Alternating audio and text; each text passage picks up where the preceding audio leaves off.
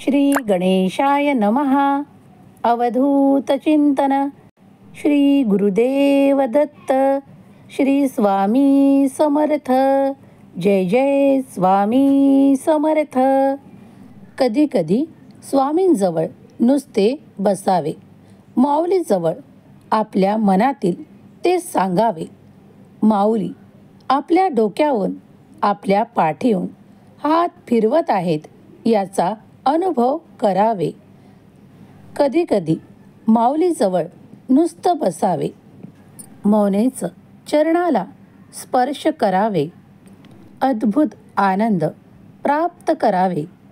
कधी कधी स्वामींजवळ नुसतंच बसावे, माऊलीचे स्मितहास्य अनुभवावे, मौनेच नमस्कार करावा. माऊलींनी वरदहस्त करता आपले मस्तक झुकवावे. आशीर्वाद लाभता मन आनंदित होते, स्वामी माऊलीचा सहवास लाभता. कधी कधी नुसतेच बसावे, स्वामीकडे बघत राहावे, स्वामींच्या ध्यानात मग्न असावे. नामस्मरण श्री स्वामी समर्थ करावे.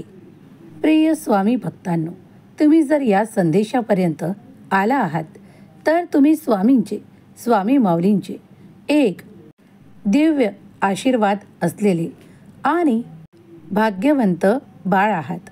स्वामी म्हणतात, बाळा, तुझ्या चिंता नष्ट करणारा हा स्वामी संदेश तुझ्यापर्यंत आला असेल तर स्वतःला भाग्यशाली समज.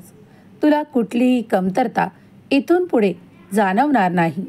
ज्या आर्थिक प्रश्नांनी, ज्या आर्थिक तंगीने तू काही काळ ते सहन केले आहे, ते देखील आता इथून पुढे तुला सहन करावे लागणार नाही. माझ्या प्रिय बाळा, माझे आशीर्वाद तुझे ते सर्व समस्या संपवण्यासाठी तुझ्यापर्यंत आले आहे. स्वामी म्हणतात, बाळा, तुझ्या बंद नशिबाचे द्वारही तुझ्यासाठी उघडल्या जाईल. इथून पुढे तुझ्या भाग्यात तो चमत्कार लिहिल्या जाईल ज्याची अपेक्षा तुला आहे. बाळा, आज मी तुझ्यापर्यंत येऊन तुझ्या त्या सर्व काही चिंता नष्ट करू इच्छितो.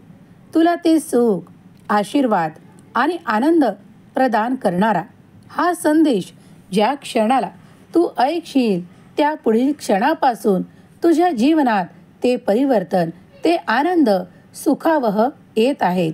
त्यासाठी तत्पर हो. तुम्ही केलेली कर्म मी पाहत आहे.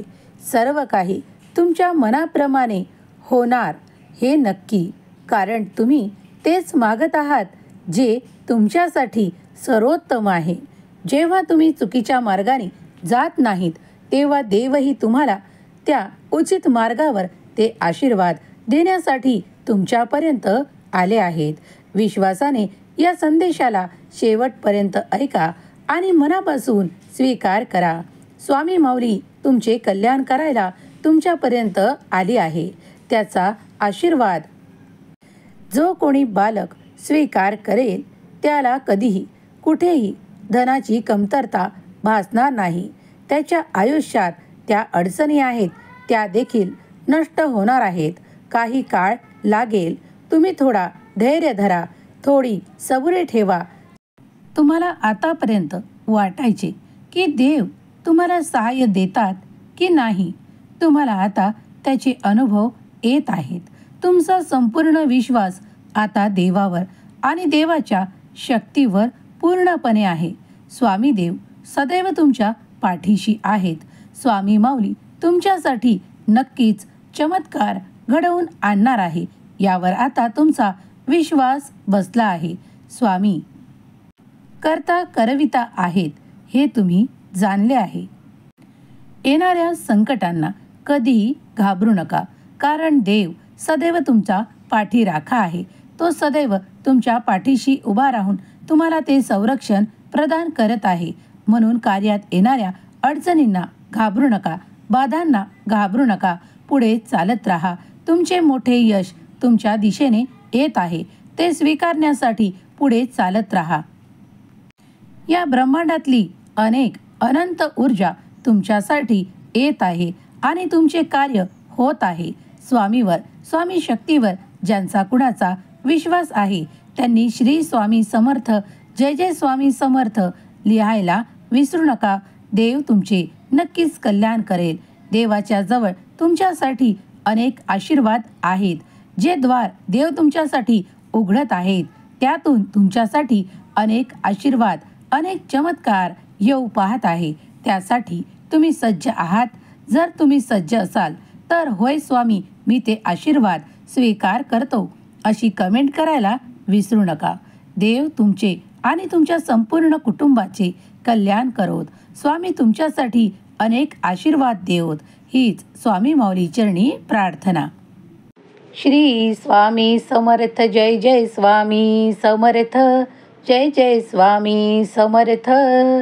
श्री स्वामी समर्थ, जय जय स्वामी समर्थ.